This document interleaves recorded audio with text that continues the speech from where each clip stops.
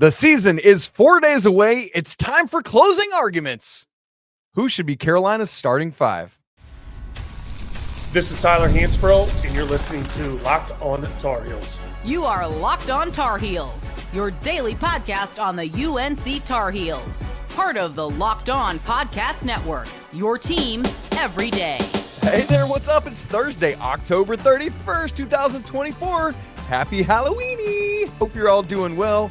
Got all your trick-or-treating ready for tonight. Got lots of candy, and I cannot wait to see all those pictures of your outfits. Welcome into the Locked On Tar Heels podcast, the only daily North Carolina show out there. I'm your host, Isaac Shade, joined by our good buddy, Coach Bill Robinson, the head coach of the Milligan University Buffaloes and a 2-decade veteran of the Carolina Basketball School. You're joining us at the place to get your Tar Heels content every single day. It's all part of the Locked On Podcast Network.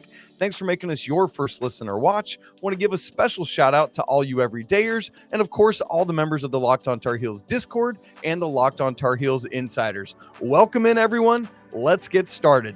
This episode's brought to you by FanDuel. Place your first $5 bet and you'll get started with $150 in bonus bets if you win. Visit FanDuel.com to get started. Coming up, I am so excited about this show. Going to be a lot of fun.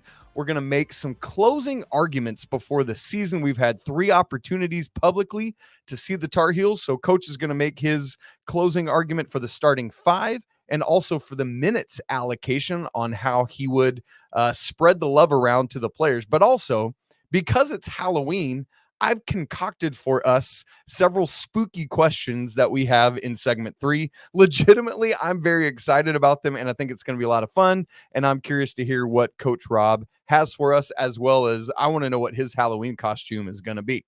So, Coach, these first 2 segments, as we make closing arguments, actually was sparked from a question from one of our Locked On Tar Heels insiders. So I'm going to use that to begin the conversation. It comes from Edward Inslee, and Edward says this: it would be awesome if you guys did another minutes breakdown episode after all the scrimmages and who y'all think should be the starting 5 after seeing some live basketball. So that's what we're going to do, Coach. We're going to start with the starting lineups. I want to know, not projecting ahead to ACC play or anything else, not where Ian Jackson's going to get to, not where Drake Powell's going to get to, but right now, as we look at this Elon game to start the season and maybe even looking ahead to Friday at Kansas, who would be your starting lineup if you're tasked with doing so?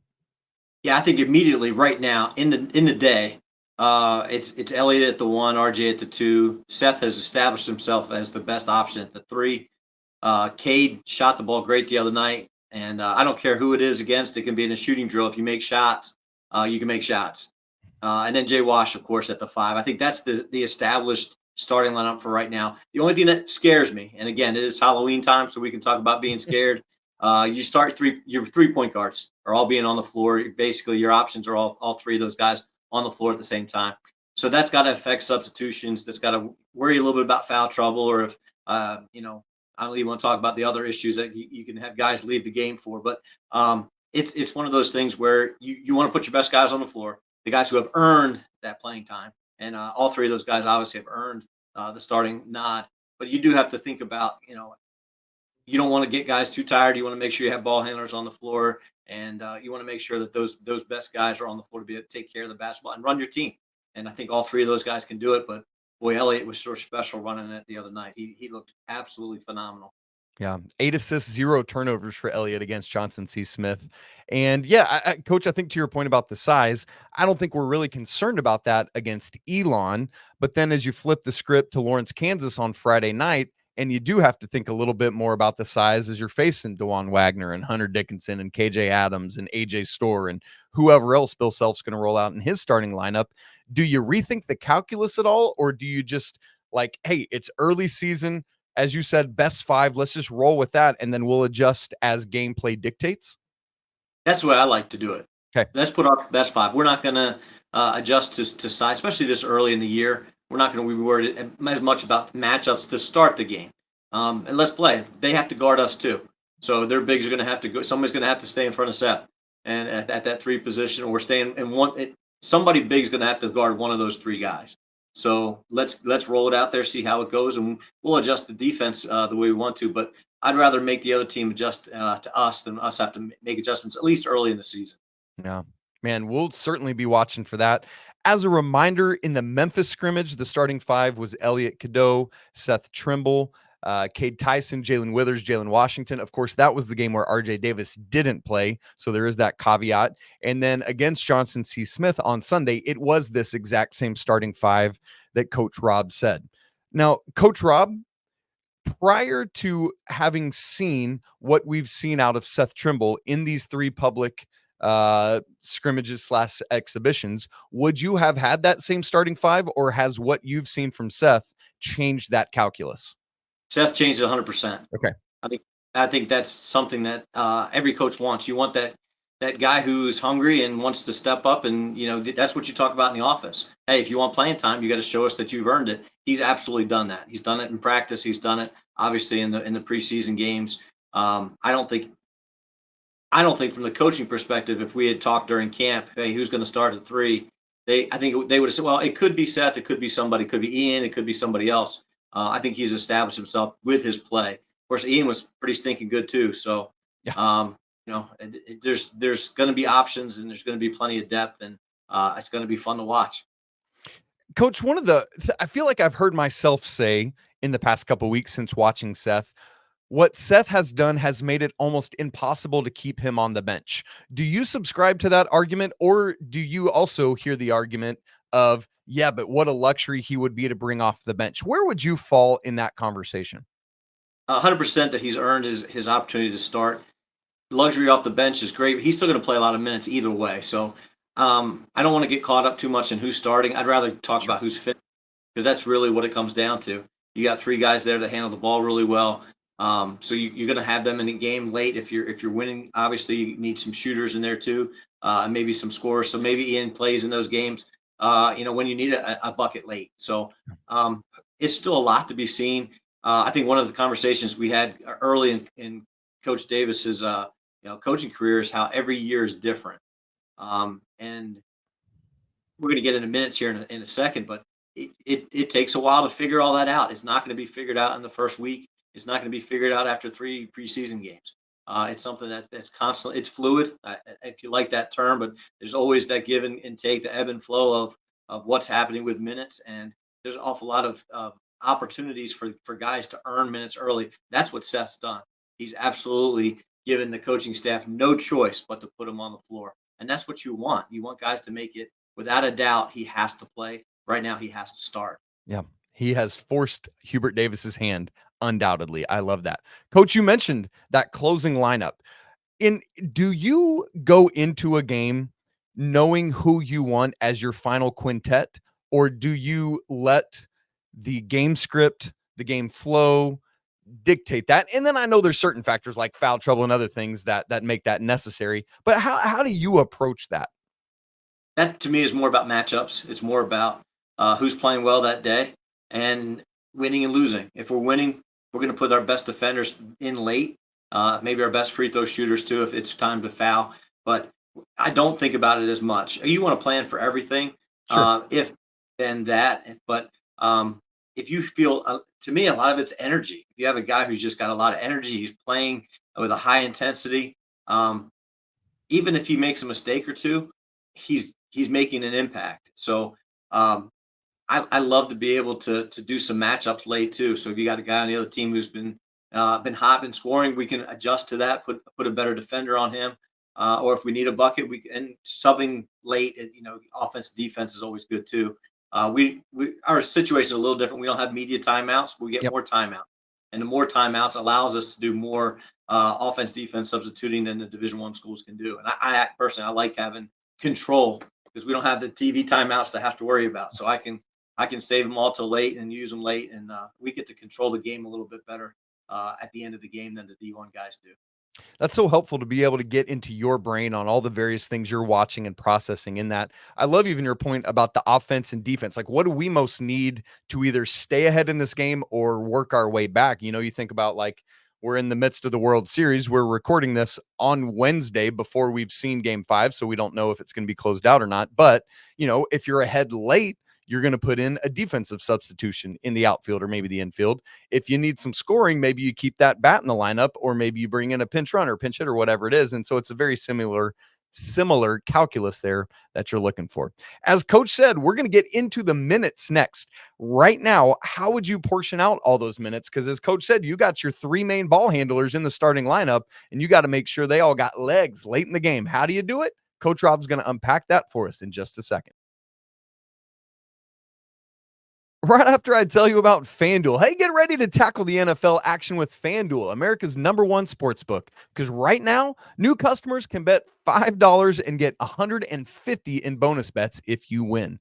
The FanDuel Sportsbook app gives you everything you need to place live bets on the NFL all in one place. So when you get a hunch in the middle of the game, you can check out the latest stats, view live play-by-play, and so much more right there on that same page where you place your bets. Wooden Award odds haven't changed yet at all. Hunter Dickinson from Kansas still leads the way at plus 550. I know how we could change those odds next Friday night. RJ Davis and Mark Sears are tied at second at plus 600. Caleb Love from some school called Arizona and Janai Broom from Auburn are next at plus 1600. Rounding out that top 6 is Marquette's Cam Jones at plus 2,200. I did notice as I was looking at these odds that FanDuel has rolled out odds for the Texas-Ohio State game and the Baylor-Gonzaga game on opening night. So we're starting, we are that close. And so be on the lookout for those Carolina-Elon odds and Carolina-Kansas odds dropping soon as well. If you want to get in on any of that action, just visit FanDuel.com today. Again, you'll get started with $150 in bonus bets if your first $5 bet wins. So go ahead, don't waste a hunch, make every moment more with FanDuel, an official sportsbook partner of the NFL. All right, Coach, we move now from the starting 5 to basically looking at the totality of the game. And same kind of question is not projecting out to midseason or ACC play or anything else. But right now, as we think about Elon, and then it probably changes it a little bit different of who you're going to utilize Friday at Fog Allen Fieldhouse. But right now, how would you break down the minutes? Again, folks, as a reminder, Coach has a starting 5 of Elliot Cadeau, RJ Davis, Seth Trimble, Cade Tyson, and Jalen Washington. So, Coach, would you talk us through your mindset and process if you were tasked with Hubert Davis's job? Sure. I've done this a lot with my own teams over the years. Hey, let's go ahead and chart out minutes for this scrimmage. We usually don't do it for a regular season game, but I usually do it in blocks of 4 minutes. That's what the media timeouts are. So I kind of broke it up into multiples of 4. I like it. I like it. Exactly what it is. It's easier to add in my mind. I'm not a math major. I'm just a coach. But I think Elliot's going to play the most. RJ is going to play the most minutes. Let's be honest. And then Elliot would be close behind him. But I had RJ playing 32 minutes a game. I don't really want him playing 38. I want to be able to have his legs come March and hopefully April. We don't need him to wear down. But 32 minutes a game for him. He's in great shape. That will keep him fresh. I got Elliot at 32. He would be the second most minutes. You need to have your ball handler, you need to have your leader, you need a guy controlling it.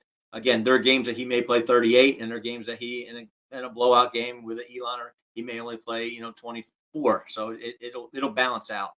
I got Seth J. Wash at 24 minutes. I got Ian and Drake and Van Allen actually having more minutes off the bench than Cade. And I think those days when Cade makes shots, he's going to play a lot. And I think if he doesn't make shots, he's not going to play a lot. We've seen that in the exhibition games. He didn't get a whole lot of minutes. I think in the Memphis game, he started, but he didn't play a whole lot because he didn't make shots right away. When he makes shots, he's going to play more minutes. And then I got Cade and Withers at 16 minutes each coming off the bench. That, according to my math, that's 200 minutes. Nice. Well, Jay Wash was 24, you said? Jay Wash at 24, Seth at 24. Again, I could see Seth's minutes going up. The problem is, and this is one of the things the kids have a hard time when they're in the office wanting to know about minutes. I actually asked the player one time, well, who do you want me to take off the floor so you can play? That's and right. He said, I don't want to take anybody off. I just want to play more. And I'm like, it doesn't work that way. I mean, somebody's got to come off if you're going to go on. So that's the hardest part about minutes distribution is figuring out the balance for it all. And again, as a coach, you want everybody to play every minute and to win every game. And it's the every concept. And the reality is that you just can't do that. And Ian Drake and Van Allen were at 20. Was that right? That's Okay. where I have them. I think all three of them.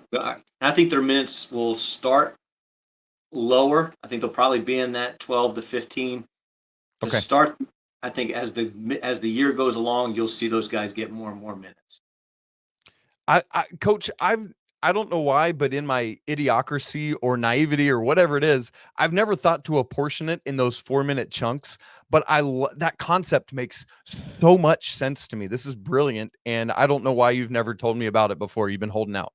No, very seriously, I love that concept because I think it's also a very helpful thing for players to process too. Is hey, if you're Ian Jackson and the plan is to play you 5 4-minute chunks. So when you have those 4-minute chunks, go, and it might be 8 together or whatever it is. But I just feel like even psychologically, that helps a player know how to expend energy and effort and all that kind of stuff. And so, is that something you discuss like with your guys specifically of your kind of thinking on that, or no?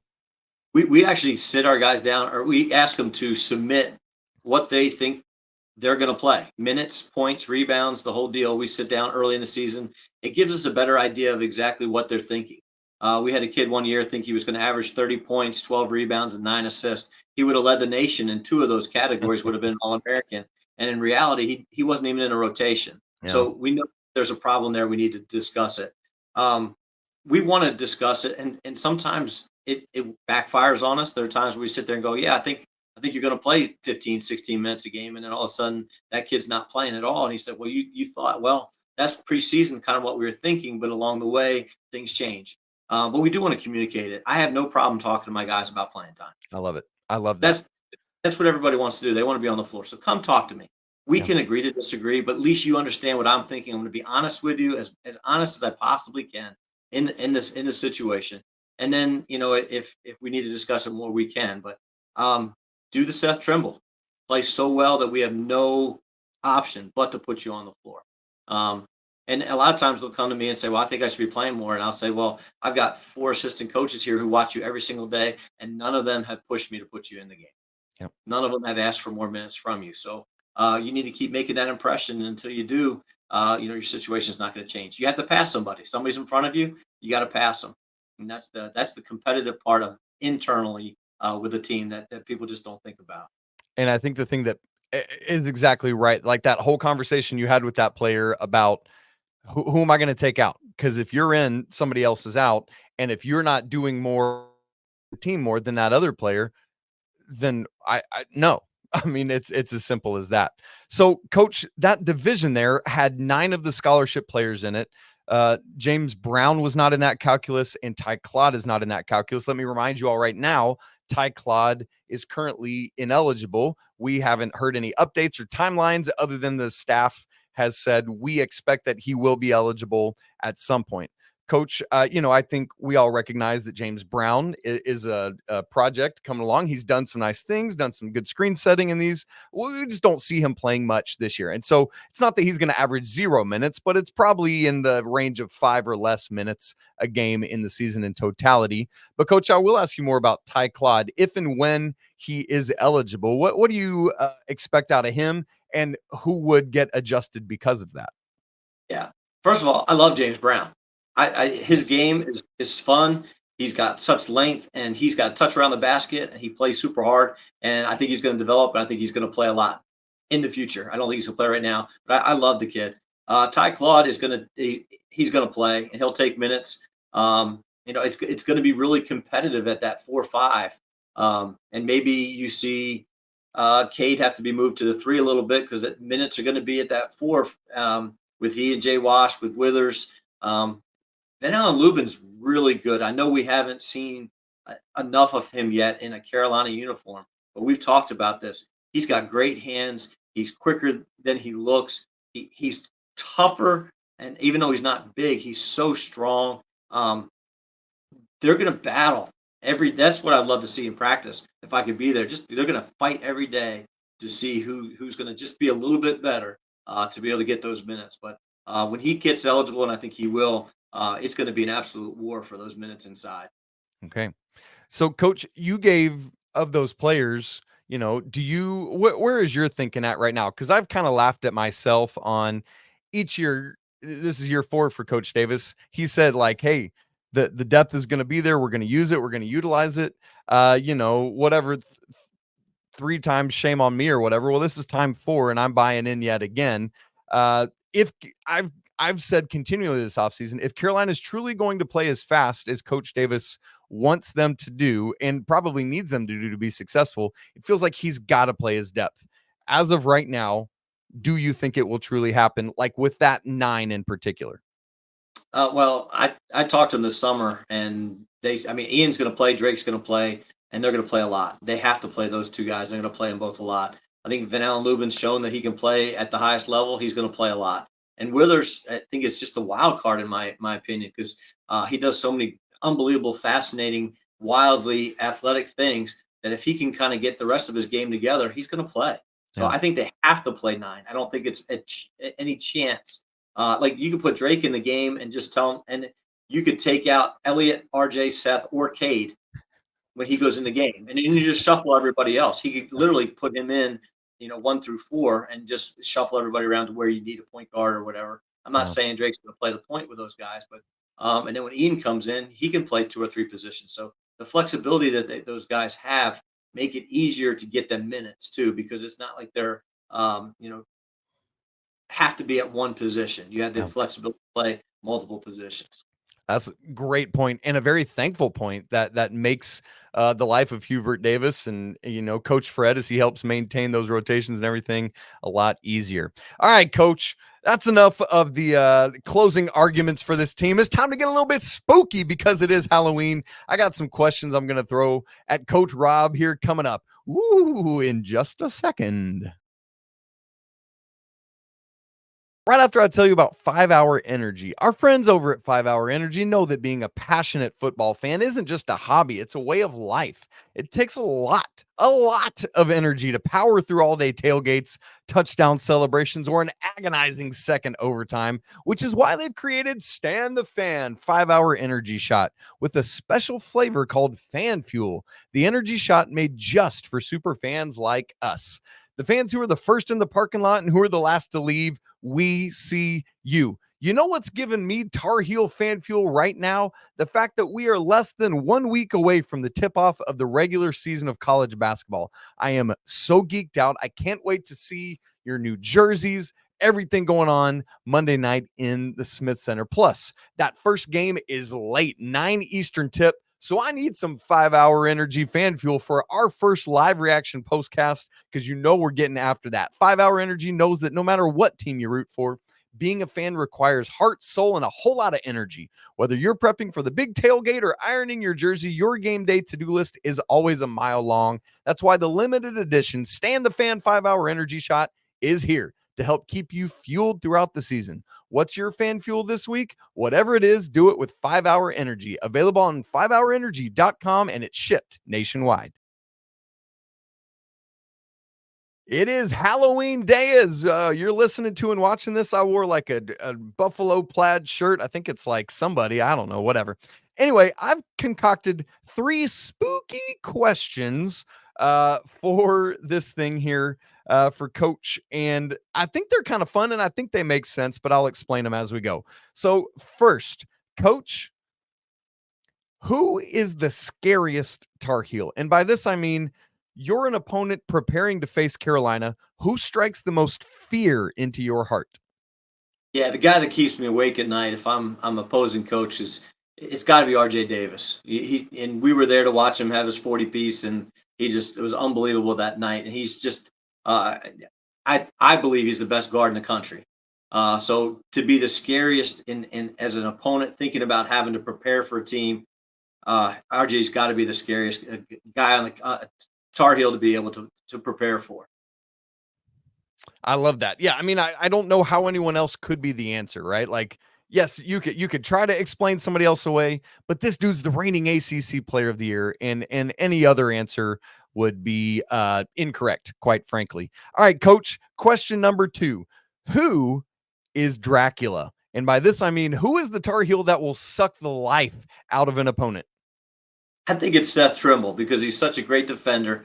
And you drive right, he's there. You drive left, he's there. You spin, he's there. He's just there's nothing you can do about that. And then he makes a steal and he goes down and he makes one of his patented dunks that just it literally can just take the heart away from you, suck the energy out of you.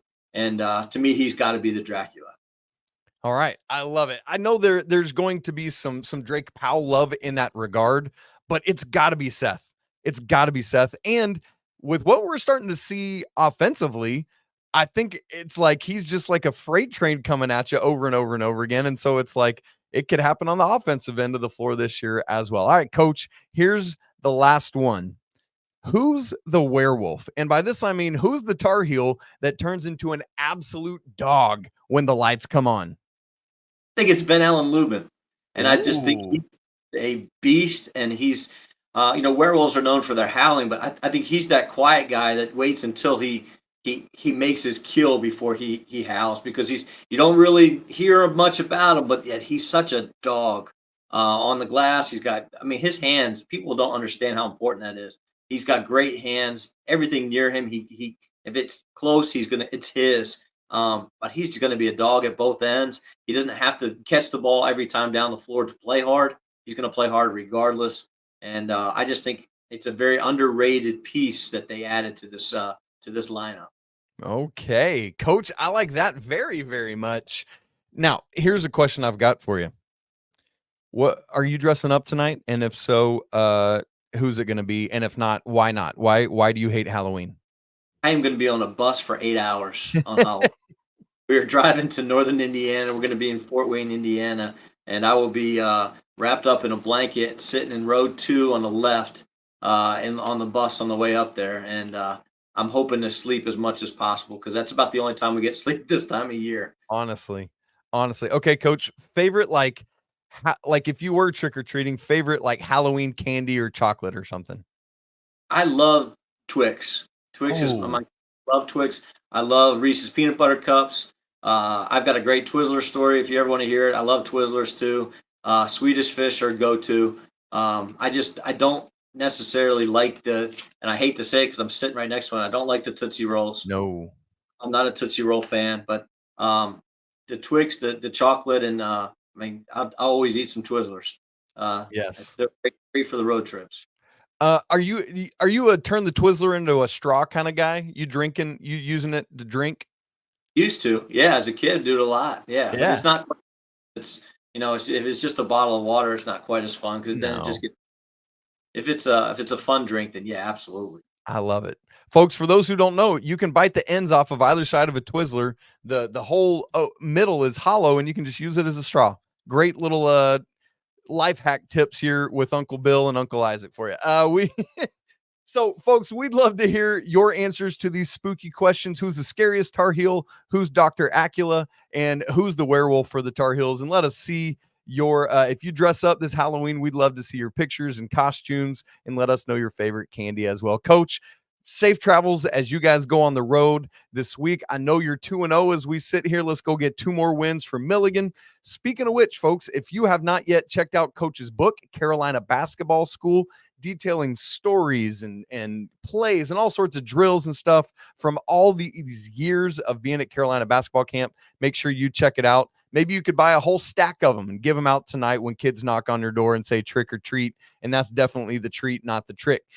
So make sure to get your copy today. You can find it at Amazon or email Coach directly to get that. If you haven't subscribed to the show, make sure you do that on video and audio so you don't miss a second of Locked On Tar Heels. And you're going to want to make sure you hit that bell notification on YouTube. So when we go live Monday after the game, you're going to get notified of it and you can click right on in. If you haven't joined the Locked On Tar Heels Discord channel, we'd love to have you there. It's a free thing to join and it's a great and safe place to be where we just have a great time talking about the Tar Heels. The link for that is in the show notes. If you want to go even deeper with the show, you can join us in the Locked On Tar Heels Insider Program, where you get to text with me directly one-on-one. You get free access to all of my record books and stats and charts and data, which I update literally after every game. So after every game, you can say, oh, RJ Davis is this ranked scorer in Carolina history. Yes, all the time, and that's free. So the link for that is also in the show notes. 2-week free trial and then just $5 a month after that. You guys know it. It's always a great day to be a Tar Heel. Be safe out there, trick or treat, and we'll talk to you again tomorrow. But until then, peace.